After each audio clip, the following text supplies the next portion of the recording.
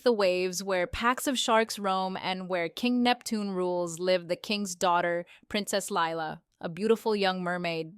Lila wanted to be a dancer when she grew up, and to make sure this happened, she kept a practice schedule that was stricter than the tides. Every day she swam the same paths, pruned the same seaweed, which was one of her daily chores, and practiced the same dance, promising herself, "Tomorrow shall be my dancing day. Tomorrow I'll be ready." You see, Lila had been putting off her dance exam for weeks now. Each day she had a new excuse as to why she couldn't dance the test that day. "What if I fail?" she would ask Finn, her best friend. Finn would tell her, "Then you try again next time." But Lila wouldn't hear him. Finn was a fish with a heart as bright as his scales. He dreamed of adventure. "Lila!" he'd chirp, "with a ticking cave, it hums with secrets. Let's go today." One day, reluctantly, Lila followed. There they found the clockwork coral, an ancient machine that kept the ocean's time. "Don't touch it," Lila warned.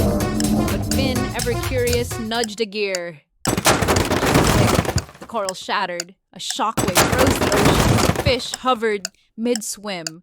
Bubbles hung like glass. Time itself cracked. And then it rewound. Morning broke again. Lila pruned seaweed. Finn begged her to explore. The same day repeated. Days grew old, waiting. Yet Lila, trapped in her routine, barely noticed. Until one loop, she saw him, frail, fading. "Why does nothing change?" she cried.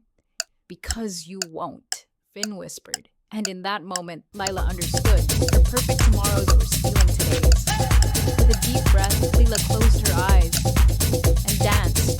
Not her practiced routine, but a wild, joyful whirl. Tail swirling, laughter ringing. The coral shuddered.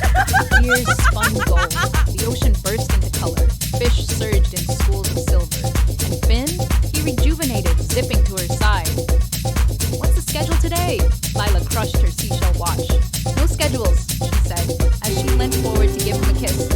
"Let's dance and adventure today. And tomorrow I will pass my dance test." "What adventure?" asked Finn. "I heard at the end of this cave there is another that leads to the above world. Will you come, Finn?" "Maybe next time, Lila," cried Finn. "It's my dinner time. My mom will be worried, and the king will be worried about you too." "I will not say tomorrow anymore. I am going to do it now." And with a swish of her tail, she was off. Lila swam and followed the cave for what seemed like forever. At last, she could see a light up ahead. Cautiously, she poked her head up out of the water, hid behind a huge rock, then looked around to make sure it was safe to swim out. "Come on, Layla," she said to herself. "There is no time better than today." The sky was bright blue with huge white, fluffy clouds making shapes as they played in the breeze. The sun was high in the sky. The tops of the waves. Layla couldn't believe her eyes. She stayed behind the rocks and watched the waves crash down onto the cliffs. It looked like all the bubbles she'd ever seen got together to have a party. She felt the wind howl and heard dogs barking and children swam on her. By the time she came across a giant house with a little bridge crossing the river, the moon was high in the sky. "Oh dear," she thought to herself, "I will be in trouble when I get home."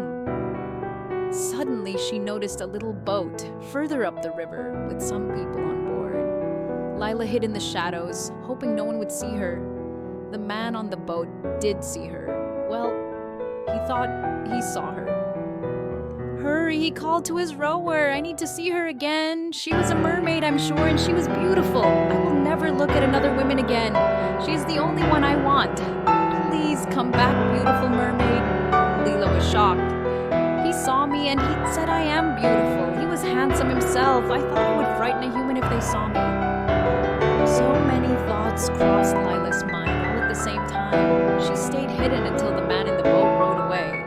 By then it was early morning, the sun was slowly rising, and she had to get home as quickly as she could. She raced back through the caves and made a quick stop to talk to Finn when she was nearly home. "Oh, Lila," he said, "the king has the entire ocean out looking for you."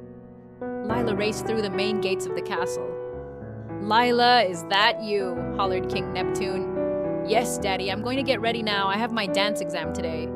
The king was so pleased to hear that news that he decided not to give her a lecture. "Oh, good luck, my little princess," said the king. And so Lila learned. Tomorrow is not a promise. It's a story we write with every choice, every laugh, every dance.